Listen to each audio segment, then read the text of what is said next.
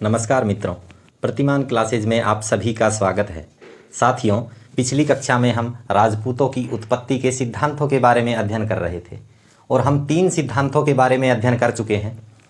अग्निकुंड से उत्पत्ति का सिद्धांत, विदेशी उत्पत्ति का सिद्धांत और ब्राह्मणों से उत्पत्ति का सिद्धांत। आज की कक्षा को हम इसी के आगे प्रारंभ करते हैं और चौथे सिद्धांत के बारे में अध्ययन करेंगे। और चौथा सिद्धांत है सूर्यवंशी व चंद्रवंशीय मत। सूर्यवंशी व चंद्रवंशी मत, और ये मत है G.H. ओझा जी का। G.H. ओझा, गौरी शंकर हीराचंद ओझा। और G.H. ओझा जी की एक प्रसिद्ध पुस्तक है जिसका नाम है राजपुताने का इतिहास। राजपुताने का इतिहास। अब इसी मत के साथ साथ हम यहाँ एक और अन्य मत का भी अध्ययन करेंगे, और वो मत है प्राचीन वैदिक क्षत्रियों की संतान या प्राचीन वैदिक आर्यों की संतान। प्राचीन वैदिक क्षत्रियों या आर्यों की संतान, और ये मत है सीवी वैद का। सीवी वैद। अब देखना, हमने यहाँ दोनों मतों का एक साथ उल्लेख क्यों किया है। G.H. ओझा जी का मत है कि राजपूत सूर्यवंशी व चंद्रवंशीय थे, और सीवी वैद जी ओझा जी के इस मत से पूर्णतः सहमत हैं। इसी प्रकार सीवी वैद जी का मत है कि राजपूत प्राचीन वैदिक क्षत्रियों या आर्यों की संतान थे, और सीवी वैद जी के इस मत से G.H. ओझा जी भी पूर्णतः सहमत है। इसीलिए दोनों में G.H. ओझा जी का नाम भी आता है और दोनों मतों में सीवी वैद जी का नाम भी आता है। अब क्या इस मत के कोई समर्थनकर्ता भी विद्वान है? जी हाँ, बिल्कुल। एक विद्वान जिसके संबंध में हम पहले भी पढ़ चुके हैं, और उनका नाम है दशरथ शर्मा। दशरथ शर्मा। तो हम दशरथ शर्मा के बारे में इससे पहले भी अध्ययन कर चुके हैं। ये राजपूतों की उत्पत्ति ब्राह्मणों से मानते हैं। जैसे इन्होंने बिजोलिया शिलालेख के आधार पर चौहानों को वत्स गोत्रीय ब्राह्मण माना है। इसी प्रकार ये गुहिलों को भी ब्राह्मण मानते हैं और परमारों को भी ब्राह्मण मानते हैं। लेकिन फिर भी ये G.H. ओझा जी के सूर्यवंशी व चंद्रवंशी मत का समर्थन करते हैं तथा राजपूतों को प्राचीन वैदिक क्षत्रियों और आर्यों की संतान मानते हैं तथा उन्हें भारतीय मूल का भी मानते हैं। तो ब्राह्मण मत को भी मानते हैं और इनके इस मत को भी स्वीकार करते हैं। तो देखिए, दशरथ शर्मा जी के संबंध में हमें क्या बात ध्यान रखनी है। दशरथ शर्मा ने राजपूतों के सूर्यवंशी व चंद्रवंशी मत को स्वीकार किया है तथा ये राजपूतों को प्राचीन वैदिक आर्यों की संतान स्वीकार करते हैं। वह इन्हें भारतीय मूल का मानते हैं।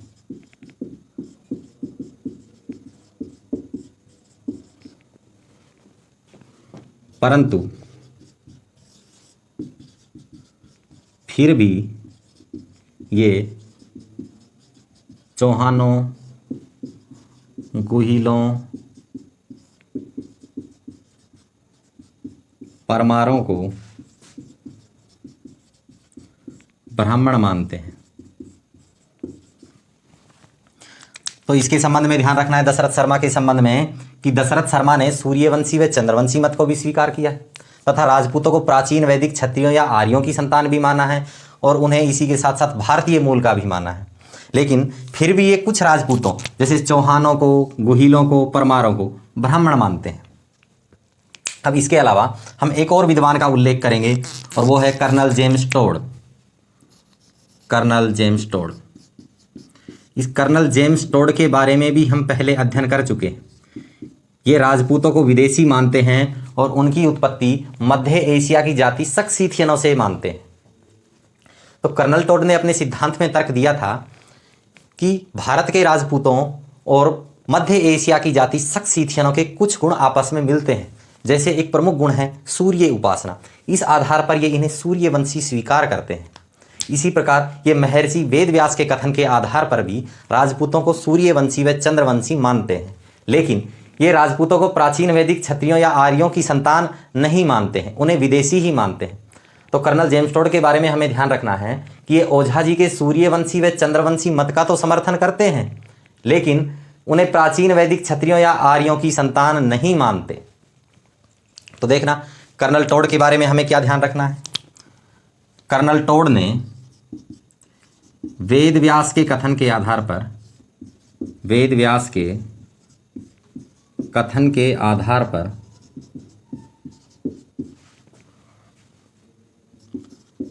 सूर्यवंशी व चंद्रवंशी मत को स्वीकार किया है, परंतु ये राजपूतों को वैदिक आर्यों की संतान नहीं मानकर इन्हें विदेशी ही मानते हैं, इन्हें विदेशी मानते हैं। तो ये हो गया कर्नल जेम्स टोड के संबंध में। अब कर्नल जेम्स टोड के एक साथी हैं और इसकी पुस्तक के संपादक हैं विलियम क्रूक, और एक विद्वान है स्मिथ, जिसके संबंध में हम पहले भी पढ़ चुके हैं। तो स्मिथ तो राजपूतों को हुणों की संतान मानते हैं और इसके साथी विलियम क्रूक इन्हें सक्सीथियन की संतान ही मानते हैं। वो दोनों ही इन दोनों मतों को स्वीकार नहीं करते हैं और दोनों मतों का खंडन करते हैं। इसीलिए इस मत के खंडनकर्ता विद्वान के रूप में हमें दोनों विद्वानों को ध्यान रखना है। अब बात करें William crook. William crook plus Smith,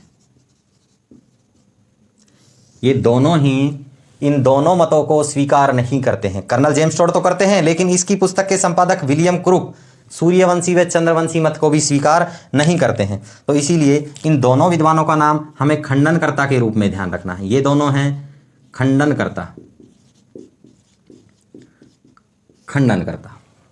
अब देखिए, हमने सूर्यवंशी व चंद्रवंशीय मत तथा प्राचीन वैदिक क्षत्रियों या आर्यों की संतान, इस मत के संबंध में हमने अध्ययन किया है। तो दशरथ शर्मा के बारे में क्या ध्यान रखना है, ये दोनों मतों को स्वीकार करते हैं, लेकिन ये चौहानों, गुहिलों, परमारों को ब्राह्मणवंशी मानते हैं। कर्नल जेम्स टोड के बारे में क्या ध्यान रखना है, ये सूर्यवंशी व चंद्रवंशी मत को तो स्वीकार करते हैं, लेकिन सीवी वैद के प्राचीन वैदिक क्षत्रियों या आर्यों की संतान के मत को स्वीकार नहीं करते हैं। कर्नल जेम्स टोड की पुस्तक के संपादक विलियम क्रूक और स्मिथ, ये दोनों ही इस मत का खंडन करते हैं।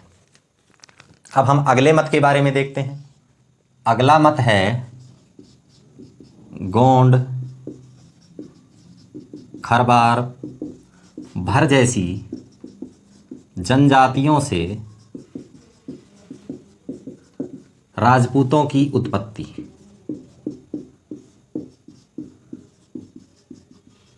का मत, और इस मत का समर्थन करने वाले विद्वान हैं स्मिथ, रसेल और क्रूक।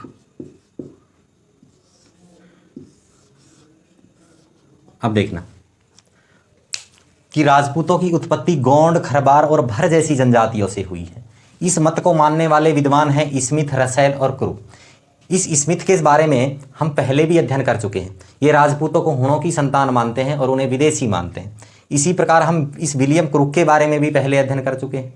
ये कर्नल जेम्स टोड की पुस्तक के संपादक हैं तथा राजपूतों की उत्पत्ति सक्सीथियनों से मानते हैं, लेकिन ये कुछ राजपूतों की उत्पत्ति गोंड, खरबार और भर जैसी जनजातियों से भी मानते हैं। इस संबंध में यदि हम एक उदाहरण देखना चाहें तो एक प्रसिद्ध राजवंश है चंदेल राजवंश। तो ये चंदेल राजपूतों की उत्पत्ति स्मिथ और रसेल, ये चंदेलों की उत्पत्ति मध्य भारत की जाति गोंडों से मानते हैं। तो स्मिथ व रसेल, स्मिथ व रसेल चंदेलों की उत्पत्ति, चंदेलों की उत्पत्ति मध्य भारत की जाति गोंडों से मानते हैं। तो इसके संबंध में हमें ये ध्यान रखना है। अब देखो अगला मत है मिश्रित जातीय अवधारणा। मिश्रित जातीय अवधारणा, और इस अवधारणा का प्रतिपादन किया है डीपी चट्टोपाध्याय ने। डीपी चट्टोपाध्याय, और इनका पूरा नाम है देवी प्रसाद चट्टोपाध्याय। देवी प्रसाद चट्टोपाध्याय। अब देखना, देवी प्रसाद चट्टोपाध्याय का मानना है कि राजपूत ना तो प्योर भारतीय थे और ना ही प्योर विदेशी थे। ये राजपूतों की उत्पत्ति मिश्रित रूप में मानते हैं। जैसे कुछ राजपूत ब्राह्मण थे, कुछ राजपूत विदेशी थे, कुछ राजपूत भारतीय मूल के थे, और इन्होंने आपस में संबंध बनाए और उस संबंध के फलस्वरूप राजपूत है ये मिश्रित रूप में हो गए। और इस मत का लगभग सभी विद्वान समर्थन करते हैं और इनका ये मत सबसे ज़्यादा प्रमाणिक मत माना जाता है। जैसे फॉर एग्जाम्पल हम बात करें जीएच ओझा जी की। अब जीएच ओझा जी राजपूतों को सूर्यवंशी व चंद्रवंशी मानते हैं, लेकिन वो उनमें विदेशी रक्त को भी सम्मिलित करते हैं।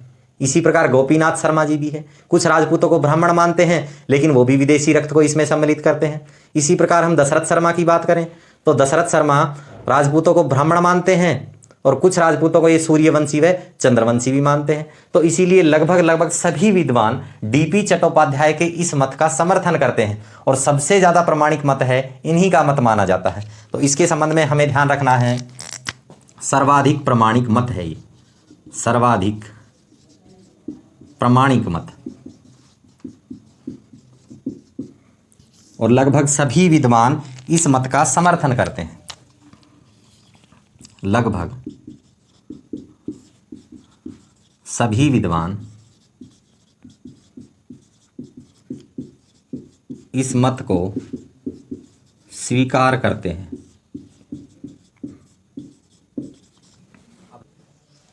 अगला मत है सामाजिक आर्थिक प्रक्रिया का मत। सामाजिक आर्थिक प्रक्रिया का मत, और इसी मत को हम कहते हैं भ्रम क्षेत्र का सिद्धांत। भ्रम क्षेत्र का सिद्धांत, ये मत है बीडी चट्टोपाध्याय का। बीडी चट्टोपाध्याय, और इनका पूरा नाम है ब्रजूदयाल चट्टोपाध्याय। ब्रजूदयाल चट्टोपाध्याय। तो देखना, मिश्रित जातीय अवधारणा का मत तो था डीपी चट्टोपाध्याय यानी देवी प्रसाद चट्टोपाध्याय का, और सामाजिक आर्थिक प्रक्रिया का मत जिसे हम भ्रम क्षेत्र का सिद्धांत कहते हैं, ये है बीडी चट्टोपाध्याय का मत। तो ये बीडी चट्टोपाध्याय जी क्या कहते हैं कि हम राजपूतों की उत्पत्ति के संबंध में जो विचार कर रहे हैं, कोई इनकी उत्पत्ति अग्निकुंड से बताता है, कोई इनकी उत्पत्ति सूर्य अथवा चंद्र से बताता है, कोई इनकी उत्पत्ति विदेशियों से बताता है। तो बस ये एक ही बात कहते हैं कि हमें राजपूतों की उत्पत्ति का विश्लेषण करते समय इनकी सामाजिक और आर्थिक परिस्थितियों को भी ध्यान में रखना चाहिए। बस इसके संबंध में इतना ही है। इसके संबंध में हमें केवल ध्यान रखना है कि ये मत किसका है। ये मत है बीडी चट्टोपाध्याय का। अब देखो, हम राजपूतों की उत्पत्ति के संबंध में 7 सिद्धांतों के बारे में अध्ययन कर चुके हैं, और अब हमें एक कथन के बारे में ध्यान रखना है, वो है डॉक्टर कानूनगो का कथन। डॉक्टर कानूनगो। अब ये डॉक्टर कानूनगो जी है, ये सभी की बातों को बड़े ध्यान से देख रहे थे और बड़े ध्यान से सुन रहे थे कि कोई राजपूतों की उत्पत्ति अग्निकुंड से बता रहा है, कोई विदेशियों से बता रहा है, और कोई सूर्यवंशी चंद्रवंशी बता रहा है। तो इसने इस विवाद को समाप्त करने के लिए अपनी बात रखी और अपनी बात कही कि अग्निकुंड की कहानी इस युग में नहीं चल सकती। उनकी सूर्य अथवा चंद्रमा से उत्पत्ति एक काल्पनिक सत्य हो सकती है, लेकिन एक बात सत्य अवश्य है कि राजपूत किसी भी रूप में जन्मे हो, उन्होंने महाकाव्य काल के प्राचीन क्षत्रियों की परंपराओं को बनाए रखा था। तो हमें इसी कथन के संबंध में ध्यान रखना है। डॉक्टर कानूनगो का कथन है, और वो कथन है अग्निकुंड की कहानी इस युग में नहीं चल सकती। इस युग में नहीं चल सकती।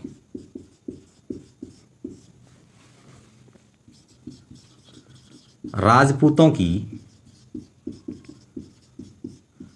सूर्य अथवा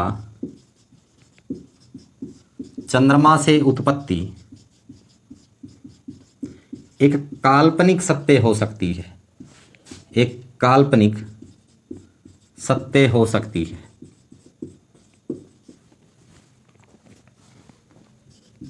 राजपूत चाहे किसी भी रूप में जन्मे हों,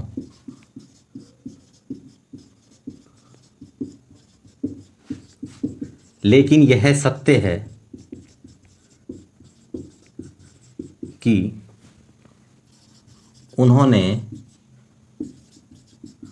महाकाव्य काल के प्राचीन क्षत्रियों की परंपरा को बनाए रखा। यह है डॉक्टर कानूनगो जी का कथन। और अपनी बात को रखकर डॉक्टर कानूनगो ने इस विवाद को समाप्त करने का प्रयास किया है। तो देखो, डॉक्टर कानूनगो के इस कथन से हमें दो बातें पता चल रही है। हमने इससे पहले अग्निकुंड का सिद्धांत पढ़ा था और हमने उसके समर्थनकर्ता विद्वानों और उसके खंडनकर्ता विद्वानों के बारे में भी बात करी थी। तो उस समय हमने डॉक्टर कानूनगो का नाम ध्यान में नहीं रखा था। तो देखना, डॉक्टर कानूनगो के कथन से पता चलता है कि ये अग्निकुंड से उत्पत्ति के सिद्धांत का खंडन ही कर रहे हैं कि अग्निकुंड की कहानी इस युग में नहीं चल सकती। तो इसका अर्थ ये हुआ कि अग्निकुंड से उत्पत्ति के सिद्धांत का खंडन करते हैं।